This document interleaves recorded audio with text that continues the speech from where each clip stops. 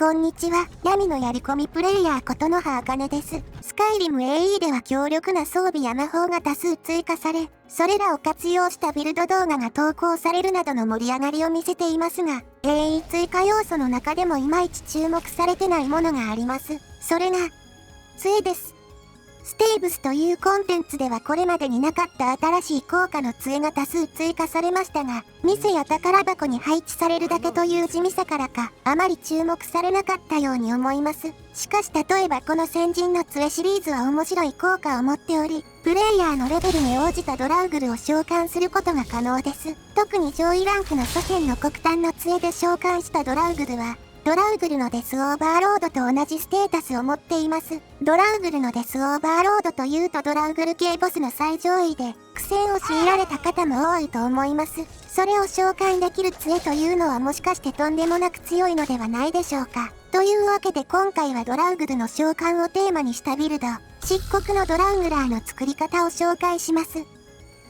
まずは種族ですが、ダークエルフの男性にします。種族パワーの中でも影が薄い先人の憤怒ですが、今回のビルドでは使い道がありそうなのでダークエルフにしてみました。名前は、ドラウグルを刺激するのでドラウグラーにします。それではヘルゲンを脱出します。ハドバルとレイロフどちらと逃げるか選べるのですが、今回はレイロフルートにします。最初に戦う帝国兵を倒せば、すぐに帝国軍の鎧一式が手に入るからです。鎧を回収したら、後の敵は無視して駆け抜けます。ただし回復薬と、檻の中の魔術師の装備ができれば回収していきます。ヘルゲンを脱出したら、リバーウッドには向かわず西の崖の方へ進みます。するとすぐにタロス像の前に死体が散らばっている場所に出ます。ここにあるサルモールの死体が、不死付きの装備を持っているので回収しておきます。その後はリバーウッドを経由してホワイトランへ向かうのですが、途中に大守護石があるので、盗賊の石碑をセットしておきます。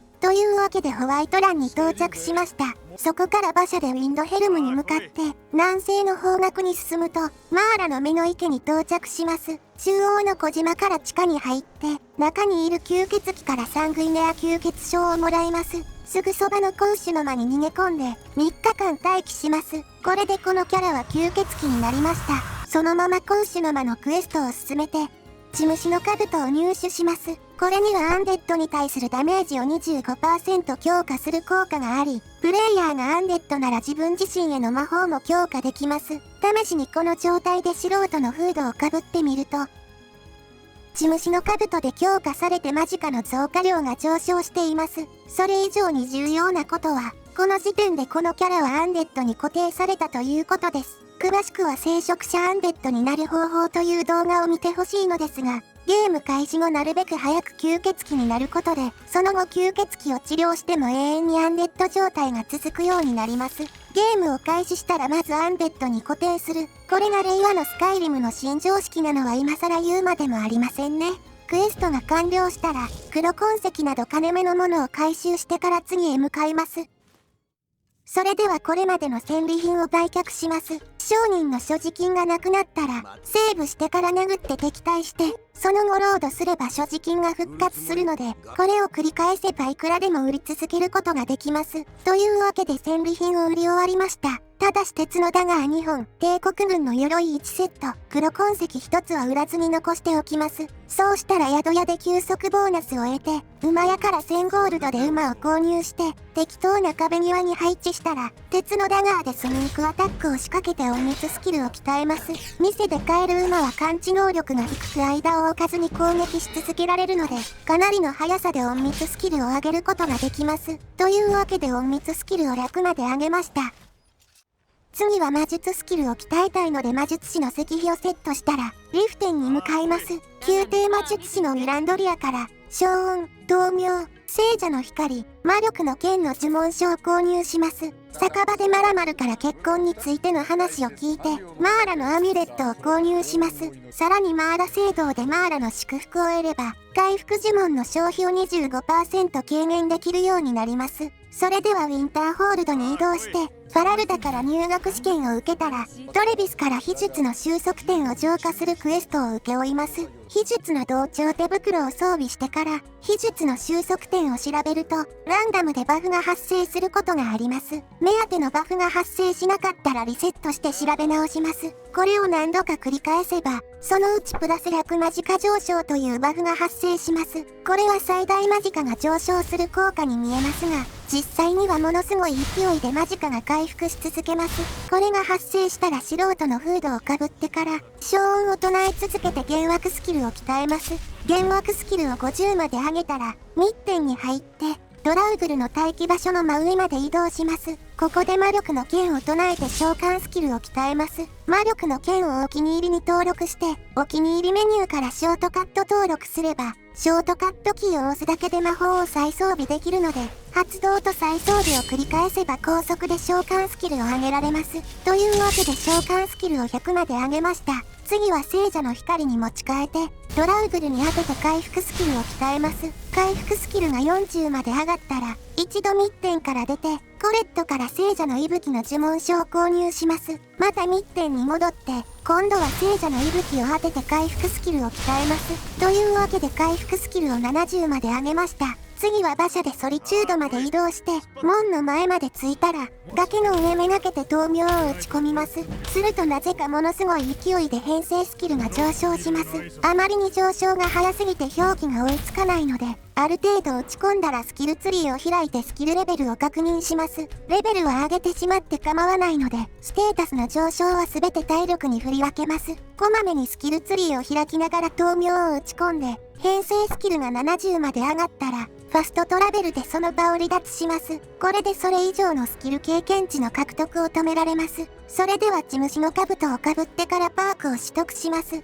ず最初に回復パークの聖職者を取得してから、編成パークの魔法耐性ランク3、幻惑パークの無音の唱え、召喚パークは精霊召喚を強化するルートを通って、2つの魂まで、隠密パークの忍術をランク5までと、影の戦士を取得します。さらに破壊スキルもある程度鍛えたいので、ウィンターホールドから西に進んで、ホブのフォール洞窟までやってきました。ここにはスケルトンや資料術師が出現しますが、隠密状態で通り抜ければほぼ気づかれることはありません。ある程度進むと広い部屋に出るので、隅にある古代呪文の書の宝箱を調べて、中にある呪文書を回収します。洞窟の外に出たら、回収した呪文書の中から、解き放たれた陶器を習得します。一旦ウィンターホールドにファストトラベルしてから、解き放たれた陶器を発動して、そのままマップを開いてウィンドヘルム馬屋にファストトラベルします。解き放たれた陶器はファストトラベル中もスキル経験値を得られるので、これだけで破壊スキルを60まで上げられます。それでは炎強化をランク2まで取得します。これでようやく魔術スキル化石は終了となります。そろそろ吸血鬼を直したいので、今幕の呪文書を購入して、適当に黒痕石に魂を捉えます。そうしたらモーサルに移動して、宿屋で噂話を聞いて夜明けの目覚めのクエストを開始します。ファリオンに先ほどの黒痕石を渡して、儀式場までやってきたら、血虫の兜をかぶった状態で儀式を受けて、吸血鬼を治療します。本来ならこれで血虫の兜による強化は得られなくなるはずですが、試しに素人のフードをかぶってみます。すると、吸血鬼は治ったはずなのに聖職者と血虫の兜で強化されてマジカの増加量が上昇しています。これが序盤でこのキャラをアンデッドに固定した効果です。吸血鬼のデメリットなしで恩恵だけを受けられるわけですから、これは常識になって当然の強力なテクニックですね。ちなみにダークエルフには種族特性で 50% の炎耐性がありますが、現在の炎耐性を見てみると 78% に上昇しています。種族特性は種族が変化する瞬間に聖職者や血虫の兜の効果を得ていれば強化可能なので、吸血鬼を治す前にこれらを揃えておいたわけです。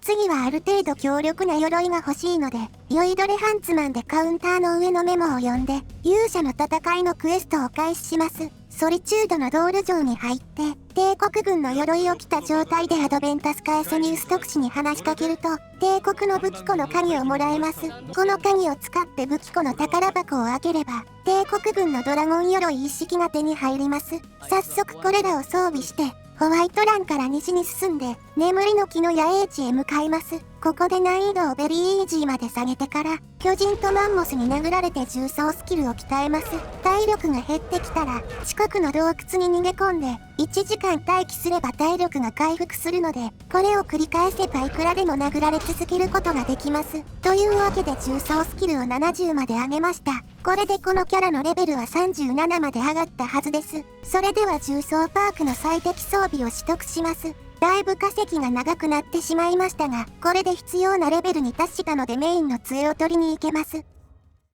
今回のビルドのメインとなる祖先の黒炭の杖は、レベルが上がれば店に売られるようになるのですが、とにかく値段が高いのでまずは大量のゴールドを集める必要があります。というわけでホワイトランから東に進んで、儀式の石碑までやってきました。石碑をセットしたらすぐに逃げて、ローンスターへ向かいます。そこからさらに南へ進むと、万人の間に到着します。万人の間はプレイヤーのレベルが10以上になると崩壊するのですが、ステンダールの万人の死体がいい装備をしているので、金策に向いたスポットになっています。すべての死体から装備を剥ぎ取ったら、儀式の石碑を発動して死体を蘇生します。そうしたらすぐ西の山道を登って、デムホロウ墓地に向かいます。墓地の中に入ると、先ほど蘇生した死体がついてきてくれます。ここで一度セーブ&ロードしてから、外に出ると、死体たちの装備が復活しています。ここで死体に戻すと坂を滑り落ちるかもしれないので中に戻ってから24時間待機して儀式の石碑を解除します。これで再び死体から装備を剥ぎ取れます。蘇生した死体の装備を復活させるには読み込まれてないエリアへ移動する必要があるので、死体を復活させた後、セーブ&ロードで屋内の読み込み状況をリセットする必要があります。これを繰り返せばいくらでもステンダールの万人の装備を剥ぎ取ることができるので、6回ほど繰り返して装備を集めました。途中で所持重量が上限を超えてしまいますが、コテやブーツを装備すれば同じ名前の装備が全て重量ゼロになるので、重量制限内に収まります。その後はそのまま山を登って、太閤の石碑へ向かいます。地虫の兜を装備した状態で、太閤の石碑をセットします。防御力プラス50、魔法耐性プラス 25% の効果ですが、これは聖職者と地虫の兜で強化可能です。編成パークの魔法耐性も聖職者と地虫の兜で強化してるので、これで現在の魔法耐性は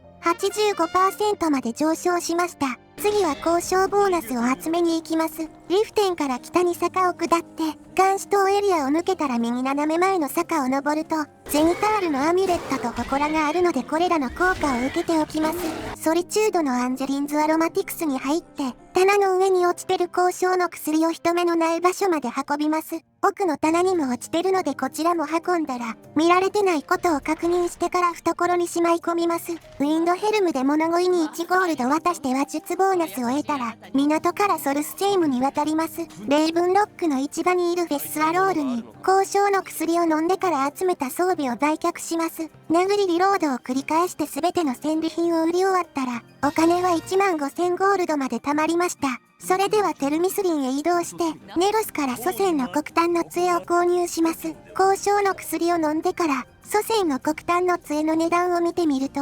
6700ゴールドまで下がってました。現在の所持金なら余裕で買えるので、殴りリロードを繰り返して、祖先の黒炭の杖を2本購入します。これでいつでもドライブルのデスオーバーロードが召喚可能になりました。召喚されたドラウグルはどう見てもアンデッドですが、資料術やダークソウルなどのパークは効果がなく、アトロマンシーによって持続時間を2倍に伸ばすことができます。プレイヤーがアンデッドなら聖職者によってさらに 1.5 倍になるので、現在の持続時間は180秒となっています。ただでさえ強力なのに2体同時に召喚できて、さらに180秒の効果が続くとなる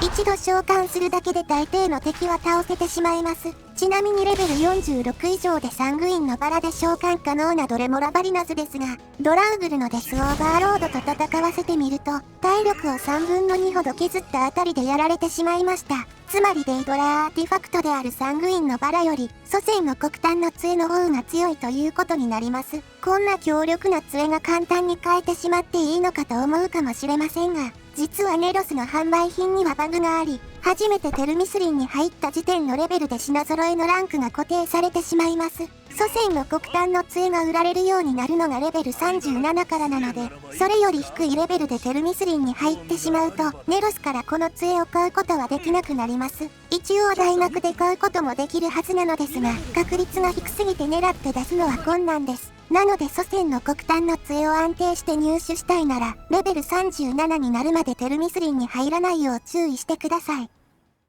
これで攻撃手段が手に入ったので、次に必要なのは召喚呪文の消費軽減装備です。ウィンターホールドから北の崖を下って、対岸の島に渡って、北側から崖を回り込むと、スカイテンプルの遺跡に到着します。遺跡内のハイエンリルの日記を読むと、混沌の腕のクエストが開始されます。指示に従ってクエストを進めると、スカイテンプルの遺跡東の魔法陣でドレモラと戦闘になるので、ドラウグルのデスオーバーロードを召喚して戦わせます。先人の杖で召喚できるドラウグルは正確には先人の亡霊といって、中身のステータスはドラウグルとほぼ同じですが、亡霊系の特徴として霊気への完全耐性も持っています。なので霊気魔法しか使えない魔術師は魔法を一切使わなくなってしまいます。というわけで危なげなくドレモラを倒せるので、死体から青の隕石を回収したら、残りの敵は無視してその場から離脱します。それでは鋳造器具で先ほどのアイテムを材料にして、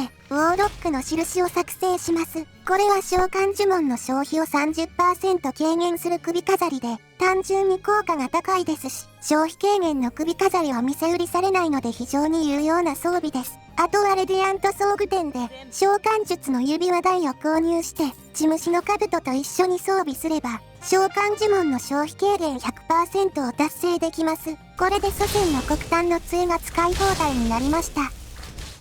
漆黒のドラウグラーのドラウグル要素については完成したので、次は漆黒要素を集めます。ウィンドヘルムから東に進んで、裏切り者の位置を通り過ぎたあたりで折り返して山を登ると、ボイシアの祠に到着して、ボイシアの呼び声のクエストが開始されます。ボイシアの女司祭から話を聞いたら、従者を一人生贄の柱に捧げなくてはなりません。しかし従者を死なせてしまうのは気が引けるので、マルカルスのディベラ聖堂に侵入して、ディベラの心臓のクエストを開始します。カースワステンでエンモンに話しかけて、娘はディベラのシビルだ。一緒に彼女を助けようの選択肢を選べば、エンモンを疑似的な従者として連れ回せるようになります。というわけで生贄の柱まで連れてきました。エンモンは正式な従者ではないので話しかけても選択肢は出ませんが、決定キーを長押しすれば、指示を出せるようになるので生贄の柱に貼り付けます。これで従者に被害を出さずにクエストを進められます。あとはクエスト目標に従ってナイスポイントリッジの敵を全滅させます。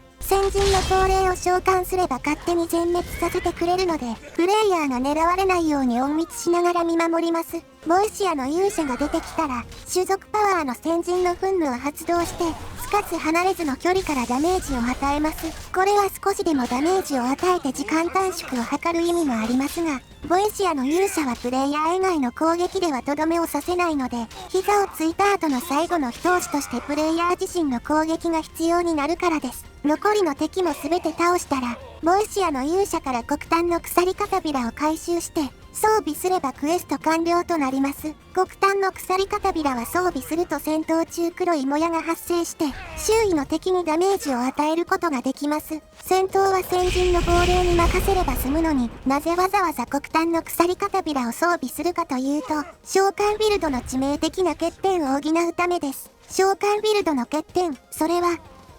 戦闘中暇だということです。黒炭の鎖片びらを装備して敵の近くをうろついていれば、わずかですがダメージを与えられるので、戦闘に参加してる感を味わうことができます。NPC は瀕死になると膝をついて体力の回復を図るのですが、この際召喚されたしもべは別の敵にターゲットを切り替えてしまいます。しもべ任せにしてるとこの仕様が割と厄介なのですが、黒炭の鎖片びらを装備して張り付いていれば、体力を回復させることなくとどめを刺せます。この使い方はちゃんと実用性があるので、召喚とセットで使う攻撃手段として黒炭の鎖片びらを入手したわけです。